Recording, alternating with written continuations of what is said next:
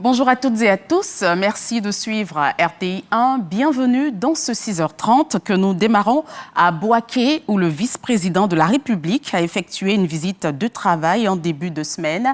Visite au cours de laquelle il a procédé à l'inauguration du nouveau centre hospitalier régional et de l'hôtel de ville. Timoko Meïlie Kone a également rencontré la chefferie traditionnelle et les cadres de la région de Gbeke. Ils ont échangé sur le maintien de la paix et le développement. Compte rendu signé Mahama Traoré et Ambroise Asséman. Fraîchement inaugurée, la grande salle de conférence de l'hôtel de ville de Bouaké accueille sa toute première rencontre et non des moindres, un échange entre le vice-président de la République de Côte d'Ivoire, les têtes couronnées, les élus et les cadres de la région de Gbeke. Au nom de la chefferie traditionnelle, Nana Ngoran Kofi II témoigne sa reconnaissance au chef de l'État pour les nombreuses actions de développement réalisées dans la région de Gbeke. Nous, chefs traditionnels de la région de Gbeke, nous vous demandons de lui traduire notre soutien total et indéfectible dans tout ce qu'il jugera aujourd'hui et demain utile de faire et d'entreprendre pour la bonne marche de notre beau pays, la Côte d'Ivoire. Les élus et cadres de Gbeke sont également reconnaissants au président Alassane Ouattara et au nom de cette reconnaissance, ils s'engagent à œuvrer au maintien d'un climat apaisé en cette année électorale. Je voudrais affirmer et réitérer ici notre détermination à accompagner le chef de l'État dans sa noble mission de bâtir une nation toujours plus forte et plus prospère. Vous pouvez compter sur chacune et sur chacun de nous pour expliquer le progrès exceptionnel que connaît notre pays à tous nos parents. Nous les invitons à en faire un bon usage pour leur bien-être et pour leur mieux-être. La désinformation et le mensonge ne pourront plus constituer des arguments de conquête du pouvoir dans cette région. Et nous le souhaitons également pour toute la Côte d'Ivoire. Rassuré de tels engagements émanant des chefs coutumiers et des cadres, le vice-président de la République réaffirme la volonté du chef de l'État à poursuivre le développement socio-économique du pays. Les prochaines échéances doivent être pour nous aussi l'occasion de montrer une fois de plus que la Côte d'Ivoire avance dans la démocratie, dans la paix, dans la maturité politique et dans le progrès. Si nous y arrivons, nous aurons mérité le respect de tous et de tous ceux qui nous voient comme des personnes n'étant pas capables de faire de progrès. Donc je voudrais inviter chacun de nous à œuvrer pour la préservation des acquis précieux que sont la paix et la stabilité. Timoko Meïlie Kone a pris congé de ses hôtes de la région de Gbeke en promettant d'être leur messager auprès du chef de l'État. Un pas de plus vers la réalisation du programme de logements sociaux et économiques lancé par les autorités ivoiriennes. Le ministre de la Construction, du Logement et de l'Urbanisme, Bruno Nabagné-Kone, a signé mardi à Abidjan un mémorandum d'entente avec des entrepreneurs privés américains. Ce partenariat ivoiro-américain permettra de construire des logements à Abidjan et à l'intérieur du pays. Lanciné Bakayoko. Ce mémorandum d'entente entre le ministre Bruno Nabagné-Kone et les opérateurs privés américains prévoit la réalisation de logements sociaux aussi bien à Abidjan que dans le pays profond, notamment dans les régions du Poro, de la Bagoué et de San Pedro. Aujourd'hui, nous posons les fondations d'une collaboration dont nous sommes convaincus qu'elle générera des bénéfices concrets et durables pour les populations de Côte d'Ivoire. La particularité de cet accord, c'est qu'il accorde une part importante à la location-vente, un chemin que très peu d'opérateurs privés acceptent d'emprunter. Nous sommes là pour montrer la force du secteur privé. Nous sommes là pour montrer que nous gagnons ensemble. réaliser environ 150 000 logements à travers la Côte d'Ivoire. C'est une vision énorme, mais c'est une organisation, une entreprise énorme. Selon le ministre Bruno Bagné-Koné, c'est un moment important dans la mise en œuvre de la politique nationale de logement social. Cet accord vise à stimuler la production massive de logements sociaux et économiques, en nous appuyant sur des solutions technologiques éprouvées et des schémas financiers soutenables et durables. Au-delà de la mise à disposition des logements, ce partenariat ivoiro-américain devrait favoriser la création d'emplois, la formation technique et la valorisation du savoir-faire ivoirien dans le secteur du BTP. Le ministre Fidel Sarasoro, directeur de cabinet du président Alassane Ouattara, est le parrain de cette signature de mémorandum d'entente. Nous avons reçu le soutien d'une personnalité, le sénateur Kouns, qui a un lien personnel avec le président de la République, son Excellence Alassane Ouattara, et qui a facilité en réalité la venue d'Issa Batino en Côte d'Ivoire. Le programme présidentiel envisage la construction de 150 000 logements sociaux et économiques.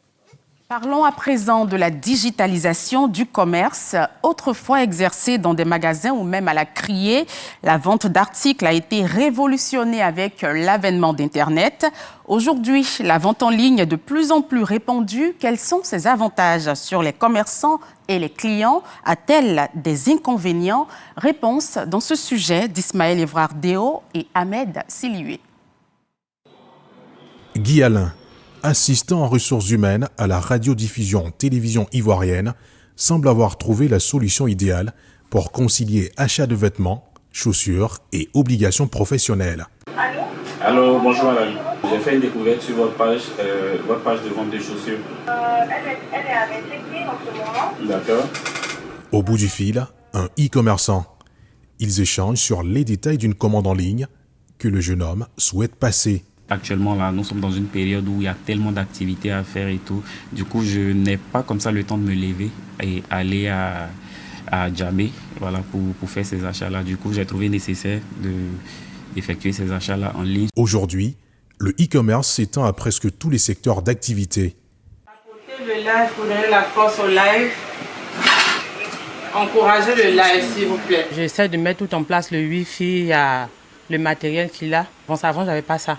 Mais au fur et à mesure que j'ai des clients, ça rentre un peu, j'essaie de me performer. Ça nourrit son homme, mais il faut vraiment faire l'effort des violences, il faut vraiment avoir une discipline. Si certains optent pour une présence 100% digitale, d'autres préfèrent allier le meilleur des deux mondes avec des magasins physiques qui servent d'ancrage local tout en bénéficiant des vastes opportunités du digital. Est-ce que vous voyez les couleurs? Est-ce que vous voyez? Jusqu'à présent, on n'a pas encore noté le numéro. On a commencé uniquement digital et après on s'est dit qu'il fallait quand même se doter d'un local qui permettait à nos clients de se sentir chez eux, de pouvoir toucher avant de pouvoir recevoir et tout ça. Pourtant, l'activité n'est pas sans critique. Chez les consommateurs, l'avis reste partagé quant à l'utilisation du commerce en ligne. C'est pas tout ce qui brille qui est de l'or sur Internet là. Tu t'envoies, tu vois l'article. Par exemple, ils vont prendre des photos, ils vont essayer de toucher un peu plus ou moins. Quand tu vois, tu es un peu heureux. Mais quand ça vient souvent, tu es un peu déçu. Ça évite certaines choses. Par exemple, quelqu'un qui veut d'un appareil, dès qu'il doit se déplacer pour aller soit à Djamé. Mais si ce n'est pas quelqu'un qui est un peu habitué à la ville, il peut rester à la maison pour commander sa chose et puis ça vient à lui. Ceux qui ont des boutiques, ils sont défavorisés dans la mesure où les clients sont réduits. Ils ne viennent pas chez eux pour payer. Or, l'impôt n'est pas réduit. Donc, du coup, il y a un problème à ce niveau. Avec la montée du commerce digital, les habitudes d'achat évoluent. En 2022 déjà, environ 7,6% de la population ivoirienne utilisait les services d'achat en ligne, selon une enquête menée par l'Autorité de régulation des télécommunications TIC de Côte d'Ivoire, la RTCI. Pour les adeptes de l'ancienne méthode, les boutiques physiques offrent un point de repère essentiel, une complémentarité entre le réel et le virtuel, qui redéfinit les stratégies commerciales en Côte d'Ivoire et ailleurs.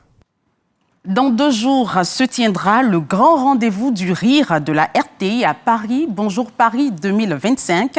L'équipe de production et les humoristes sont déjà prêts à offrir au public de la capitale française un spectacle féerique et inoubliable. Ce sera le samedi 3 mai au Casino de Paris. Mais avant, une réunion technique s'est tenue ici même à la Maison de la Télévision en vue de procéder au dernier réglage. Pargassoro connaît pour le compte-rendu. Cocody, radiodiffusion télévision ivoirienne, la salle des réunions de la production. Équipe de production de l'émission Bonjour de la RTI et humoristes en pleine séance de travail.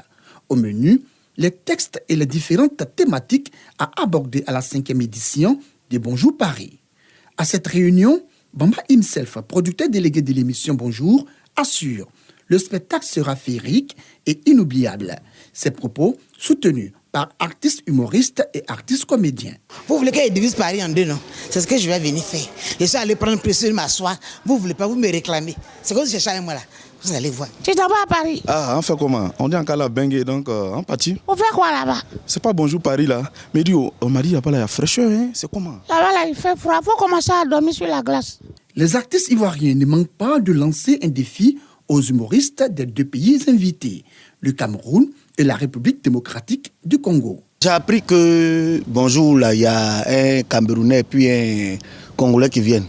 Parce que quand on vient de faire Bonjour Paris 2025, là, on les attend au Maroc. Congolais, c'est la danse, camerounais aussi. Comment vous pouvez les associer à nous, les champions d'Afrique? Mais on va leur faire plaisir, ils n'ont qu'à venir. Les humoristes dans leur ensemble se disent prêts à enflammer la salle du Casino de Paris le samedi 3 mai prochain. Jula Mousso, à la Logodia, Panam, au Casino de Paris, à la Logodia. Skinny est joli dans piscine, mais Apoutou est joli dans fête de mer. On est ensemble. L'actualité hors de chez nous au Soudan, le général Abdel Fattah al-Burhan, chef de l'armée et dirigeant de facto, a nommé mercredi un diplomate comme Premier ministre par intérim. Il s'agit de Dafala al-Hajj Ali, ex-ambassadeur du Soudan en Arabie Saoudite. Il a été représentant du Soudan auprès des Nations Unies sous le président Omar el-Béchir, renversé en 2019. Le général Burhan a également nommé Omar Sédik, un autre diplomate chevronné au poste de ministre des Affaires étrangères par intérim. Et pour terminer, les États-Unis annoncent un accord avec l'Ukraine sur un fonds d'investissement dans la reconstruction. Cela après des semaines de dures négociations sur l'accès aux ressources naturelles ukrainiennes. C'est la fin de ce 6h30. Merci de l'avoir suivi. Je vous retrouve demain. Bonne fête du travail. Que Dieu renouvelle nos forces.